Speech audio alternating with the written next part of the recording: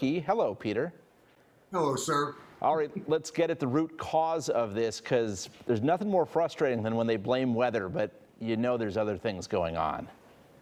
There are. We're starting with the staff shortages that are not new to us, not just pilot shortages, but shortages under the wing, ground handlers, baggage loaders, and of course TSA being understaffed. Then you're dealing with huge rising travel demand. That's sort of like a perfect storm, and we haven't even thrown in weather to that, not to mention inflation, fuel prices, and airfares that in some markets have quadrupled. We have the makings here of a perfect storm that we saw over Memorial Day weekend, and as you just referenced, this past weekend, and we're coming up on the July 4th weekend. Now, we've seen the pilots' unions say that the airlines have actually scheduled more flights than they have staffing. Is that true, and are the airlines attempting to correct that to kind of at least meet expectations? Well, let's go back historically. In a given year prior to the pandemic, how many new routes, how many new cities did an airline like Southwest add to their route system in a given year? The average, about 1. You know what it was last year? About 30. JetBlue added 29. Delta added about 20. And then they did it without talking to their operations guys, because during the pandemic, they offered very attractive buyout packages and early retirement packages to their pilots, their flight crews, and their other staffers. They may have thought maybe 4 or 5% would have taken it. A lot more did. So that when travel came roaring back even last summer, they weren't prepared for it, and this summer, even worse. But these airlines, I mean, this is what they do, logistics. How could they not know this was going to happen? Well, perhaps they were in denial, because the scheduling guys clearly weren't talking to the operations guys, and you cannot have an airline fly without the staff to support it. Look what just happened a week and a half ago. American Airlines parked 100 of their planes, that's about 8% of its fleet, because they had to admit they did not have the pilots to fly them. Yeah, at Midway Airport in Chicago this past weekend, there were people waiting an hour and a half to get their bags once they landed. So you're right, it's an issue of not just pilots and flight attendant staffing, it's staffing across the board.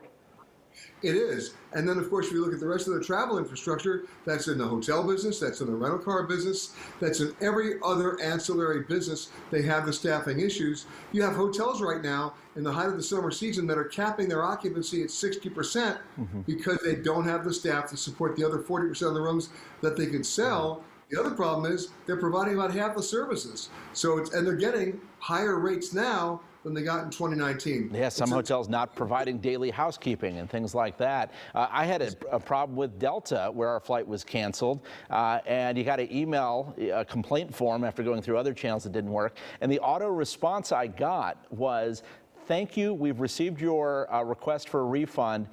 Due to staffing issues, it may be 30 days before we respond." So what is a traveler to do to protect themselves?